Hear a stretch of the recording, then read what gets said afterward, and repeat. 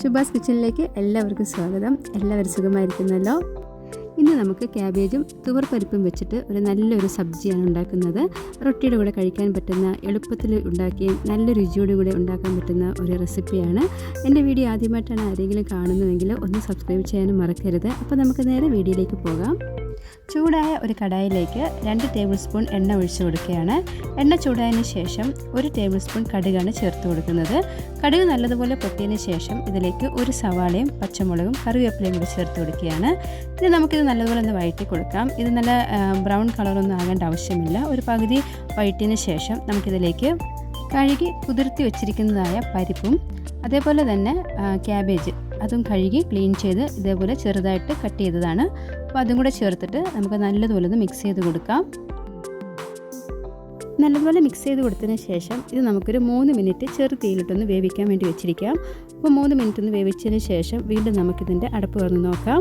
ഇപ്പോൾ നമ്മുടെ പരിപ്പും ക്യാബേജും ഏകദേശം പകുതിയോളം വെന്തിട്ടുണ്ട്. ഇനി നമുക്കിതിലേക്ക് കുറച്ച് മസാലകൾ ആഡ് ചെയ്ത് കൊടുക്കാം. അപ്പോൾ ആദ്യം ചേർത്ത് കൊടുക്കുന്നത് 1 ടേബിൾ സ്പൂൺ മുളക് പൊടിയും 1/4 ടേബിൾ സ്പൂൺ മഞ്ഞൾപ്പൊടിയും അതേപോലെ 1/4 ടീസ്പൂൺ ഗരം മസാലയും പിന്നെ ക്യാബേജിന് ആവശ്യമായിട്ടുള്ള ഉപ്പും കൂടെ ചേർത്ത് കൊടുക്കുകയാണ്. ഇനി നമുക്കിതെല്ലാം വെച്ച് നല്ലതൊന്ന് വീണ്ടും ഒന്ന് ഇളക്കി കൊടുക്കാം.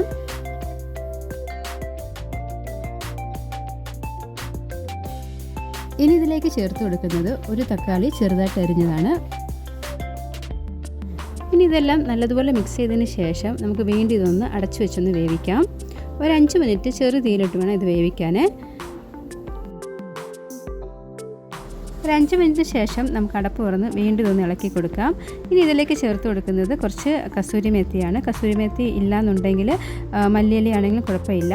ഇനി കസൂരി മേത്തി ഇട്ട് കൊടുത്തതിന് ശേഷം വീണ്ടും നമുക്കിത് നല്ലതുപോലെ മിക്സ് ചെയ്ത് കൊടുക്കാം. മിക്സ് ചെയ്തതിന് ശേഷം വീണ്ടും നമുക്കിതൊന്ന് അടച്ചു വെച്ച് 1 മിനിറ്റ് നമുക്കിതൊന്ന് വേവിക്കാൻ വേണ്ടി വെച്ചിരിക്കാം. ഇപ്പം നമ്മുടെ ക്യാബേജിൻ്റെ സബ്ജി ഇവിടെ നല്ലതുപോലെ റെഡി ആയിട്ടുണ്ട്. എല്ലാം വെന്തിട്ടൊക്കെ ഉണ്ട്. നല്ല എളുപ്പത്തിൽ ഉണ്ടാക്കാൻ പറ്റുന്ന ഒരു ക്യാബേജിൻ്റെ റെസിപ്പിയാണ്. നിങ്ങൾ ട്രൈ ചെയ്ത് നോക്കുക. ഈ സബ്ജിക്കൊപ്പം കഴിക്കാൻ വേണ്ടി ഞാൻ ഇന്നിവിടെ ഉണ്ടാക്കിയിരിക്കുന്നത് ഒരു ജവാരിയുടെ റൊട്ടിയാണ്. ഈ ജവാരി റൊട്ടി എങ്ങനെയാണ് ഉണ്ടാക്കുന്നതെന്ന് ഞാൻ ഉടനെ തന്നെ ഇതിൻ്റെ ഒരു ഫുൾ വീഡിയോ ഇടുന്നതായിരിക്കും എൻ്റെ ചാനലിൽ. എല്ലാവരും കാണണേ.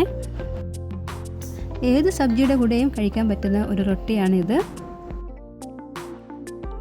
ഡയബറ്റീസ് ഒക്കെ ഉള്ളവർക്ക് ഈ റൊട്ടി നല്ല പ്രയോജനമാകും. കാരണം എന്ന് പറഞ്ഞാൽ ഇതിൽ ഉപ്പോ എണ്ണയോ ഒന്നും ചേർക്കുന്നില്ല.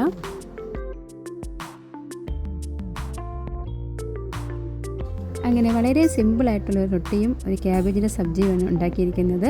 ഈ വീഡിയോ ഇഷ്ടപ്പെടുകയാണെന്നുണ്ടെങ്കിൽ ലൈക്ക് ചെയ്യാനും മറക്കരുത്. പുതിയൊരു റെസിപ്പിയായിട്ട് ഉടനെ വരുന്നതായിരിക്കും. ദൈവം എല്ലാവരെയും അനുഗ്രഹിക്കട്ടെ.